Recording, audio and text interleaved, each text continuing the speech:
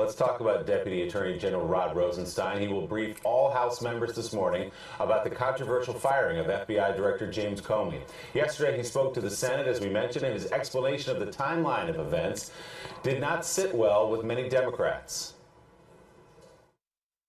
He knew that Comey was going to be removed prior to him writing his memo.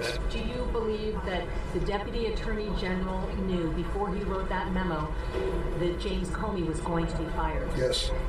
What was it that he said that led you to believe? He knew the day before. Did he indicate he was pressured into writing that memo? No.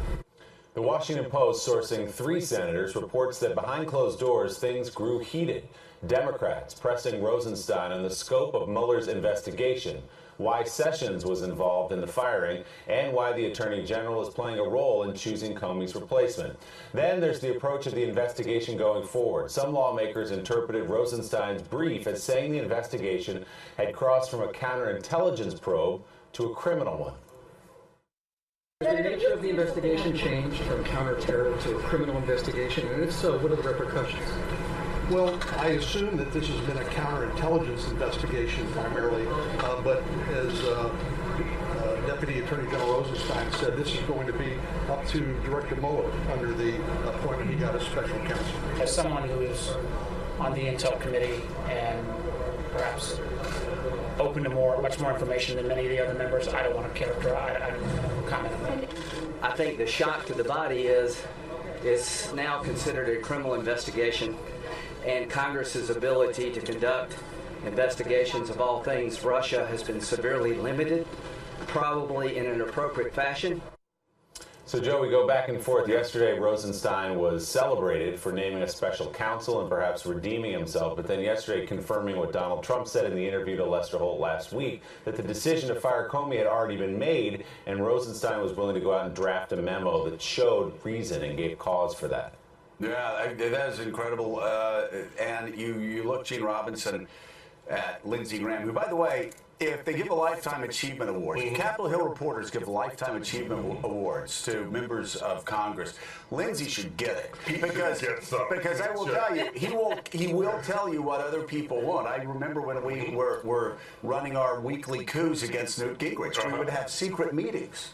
And as we walked out of the secret meetings, there would be all of these press here, and we'd all turn around to Lindsey, go, Lindsey, you got to stop telling them where our secret coup meetings are. Are they not secret? And you'd have to walk through these line of reporters. Saying, are you really going to take down Newt Gingrich? You've got no comment. And we finally just stopped going because Lindsey, I mean, I forget who it was. God bless him. The press loves him.